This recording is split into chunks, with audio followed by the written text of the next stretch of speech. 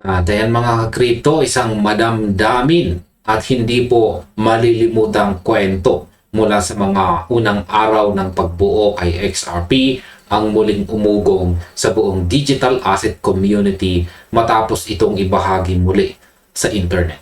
Dito po sa internet. Ayon po kasi sa isang video na inilabas po sa pamamagitan ng X account ng crypto enthusiast na si Minos Wells. Ayan po, nakikita natin dito. Ikinuwento mismo ng Chief Technology Officer ng Ripple na si David Schwartz ang tinagurian niyang pinakamalungkot at pinakamasayang kwento na may kaugnayan po sa XRP Ledger. Kaya ayan po yung video clip. Ipinaliwanag po ni Schwartz dito na bago pa man opisyal na naitatag ang Ripple bilang isang kumpanya, ang mga taong nasa likod ng pagbuo ng XRP Ledger ay nag-organisa ng isang pamigay o giveaway sa sikat na platform noon na Bitcoin Talk Forum. Sa panahong iyon, wala pang nakakaalam kung magkano ba ang dapat matanggap ng bawat kalahok dahil ang digital asset ay wala pang anumang natatag o tiyak na halaga sa market. Sa huli ay nagdesisyon po ang grupo na mamigay ng 50,000 XRP sa bawat qualified na lumahok. Ayon po kay Schwartz, ang numerong ito ay tila makatwiran naman noon dahil ang mga token ay halos walang halaga at walang sino man ang may alam kung ano ang magiging halaga ng mga ito sa hinaharap. Ngayon ay paano po naging isang lifeline ang $95,000 sa gitna ng trahedya?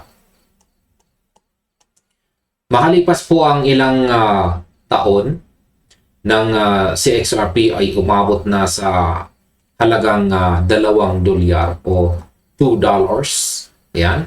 Ang simpleng pamigay na iyon ay lumikha ng napakalaking pagbabago sa halaga para sa mga nakatanggap po nito noon. Ibinahagi po ni Schwartz na nakatanggap siya ng isang email mula po sa isang individual sa Canada na nakatanggap ng XRP sa pamamagitan po ng maagang giveaway na iyon. At pagkatapos po niyang imbestigahan, napatunayan niyang totoo ang buong kwento.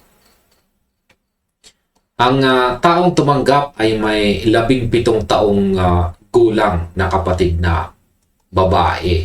Yan, 17 years old na nasa labas ng isang club kasama po ang kanyang kasintahan nang bigla po silang salakayin ng mga miyembro ng gang. Yan, ng isang gang. Ang magkasintahan ay tinaga at ang kabataang babae ay nasa uwi po ito sa insidente. Ipinaliwanag po ni Schwartz na hinarap po ng pamilya ang napakabigat na pagkawala ng kanilang anak habang pilit ding sinasalubong ang mga praktikal at mabibigat na suliraning pinansyal na karaniwang kasabay ng ganitong uri ng trahedya tulad ng pagliban sa trabaho, pagdadala ng mga kamag-anak sa Canada at pag-ako sa mga gastusin sa paglalakbay. Ayon po kay Schwartz, sinabi ng kapatid na lalaki ng biktima sa kanilang mga magulang na mayroon siyang natitirang $75,000 mula sa kanyang mga hawak na XRP. Ayan, $95,000 from his XRP holdings.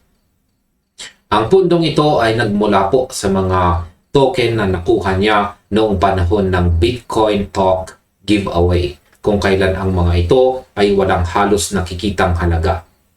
Binigyang din ni Schwartz na bagamat ang pera ay hindi kailanman makakabawi o makakapawi sa sakit ng pagkawala ng mahal sa buhay, ang suportang pinansyal ay nagpahintulot po sa pamilya na harapin ang mga agarang pangangailangan sa gitna ng kanilang pagdadalamhati. Ano naman ang tunay na kahulugan ng community para kay David Schwartz?